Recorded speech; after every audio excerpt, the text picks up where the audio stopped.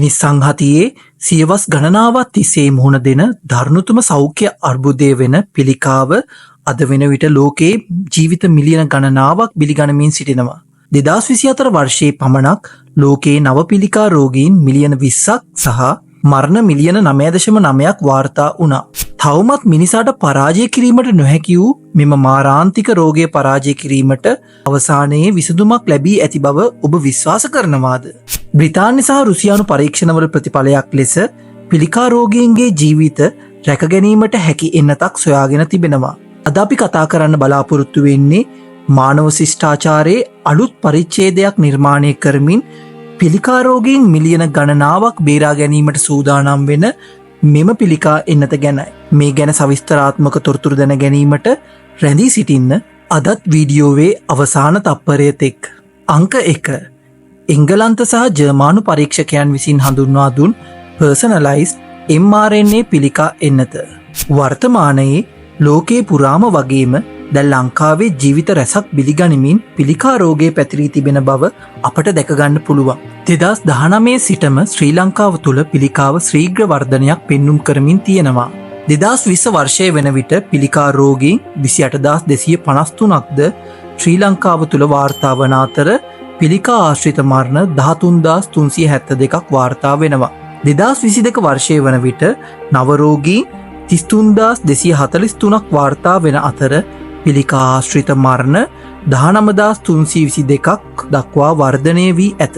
පිළිකාව අප ඉතාමත් සරලව තේරුම් ගත්තොත් බටහිර වෛද්‍ය විද්‍යාවට අනුව අහඹු සිදුවීමකින් සිදුවෙන ජාන විකෘතිවීමක් තුළින් නිර්මාණය වෙන සෛලයක් අපිට පිළිකා සෛලයක් ලෙසත් මෙම සෛලය ඉතාම ශීඝ්‍රයෙන් බෙදී වර්ධනය වූ විට මේ පිළිකාවක් ලෙසත් හඳුනා ගන්න පුළුවන්. මෙම සෛලය ශරීරයේ ඕනෑම ස්ථානයක හට ගැනීමට සහ ශරීරයේ ප්‍රධාන කර්තව්‍ය සිදු කරන සෛල හානි කරවමින් මිනිසාට මරණීය තත්ත්වයන් ඇති කරයි. බයොන්ටෙක් සමාගම විසින් එංගලන්තයේ නැෂනල් හෙල්ත් සර්විස් සමග එකතු වී නිපදවන ලද මෙම වැක්සීන් එක ඉතාමත් සාර්ථක ලෙස පිළිකාව සුව කිරීමට හැකියාව පෙන්눔 කරමින් තිබේ. මෙම පිළිකා වැක්සීන් එක කියන්නේ සාමාන්‍ය රෝගවලට පාවිච්චි කරන වැක්සීන් එකක් නොවන අතර එහෙමත් නැත්නම් රෝගය සෑදීමට ප්‍රථම යොදාගන්නා වැක්සීන් එකක් නොවන අතර එහි ඇති විශේෂත්වය වන්නේ එක් රෝගියාගේ පිළිකා සෛල විශ්ලේෂණය කර රෝගියාගේ ශරීරයට සරිලන ආකාරයට සකස් කරන ලද පෞද්ගලික එන්නත් කිරීමක් නැත්නම් පර්සනලයිස්ඩ් වැක්සීන් එකක් වේ. මෙම එන්නත් ක්‍රියාවලිය තුළින් පළමුව සිදුවන්නේ රෝගියාගේ පිළිකා සෛලයේ සාම්පල් එකක් ගැනීමයි.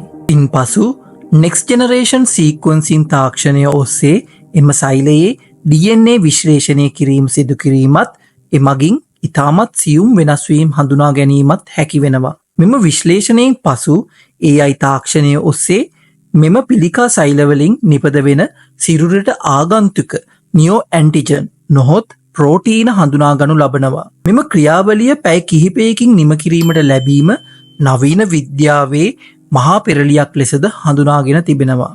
මෙම හඳුනාගත් නියෝ ඇන්ටිජන් විනාශ කිරීම පුහුණු කිරීමේ පණිවිඩය mRNA ක්‍රමවේදය තුළින් රෝගියාගේ ප්‍රතිශක්ති පද්ධතියට ලබා දෙනවා. එයත් සමග ප්‍රතිශක්ති පද්ධතිය මගින් පිළිකා කාරක සෛල පමණක් විනාශ කිරීම ආරම්භ වෙනවා. මෙම එන්නතෙහි විශේෂත්වයන් කිහිපයක් තියෙනවා. මේ රෝගියාගෙන් රෝගියාට වෙනස් වෙන අයුරින් නිපදවීමට ලැබෙන අතර මෙම එන්නත මගින් පිළිකාකාරක සෛල පමණක් විනාශ කිරීම සිදු කරන ලබන්නේ සාමාන්‍ය සෛලවලට කිසිදු හානියක් නොවන අයුරින් වේ. තවද මෙම එන්නත මගින් විනාශ කිරීමට ඉතා අපහසු පිළිකා සෛලද විනාශ කිරීමට හැකියාවක් ලැබී ඇති බව පරීක්ෂකයන්ගේ අදහසයි.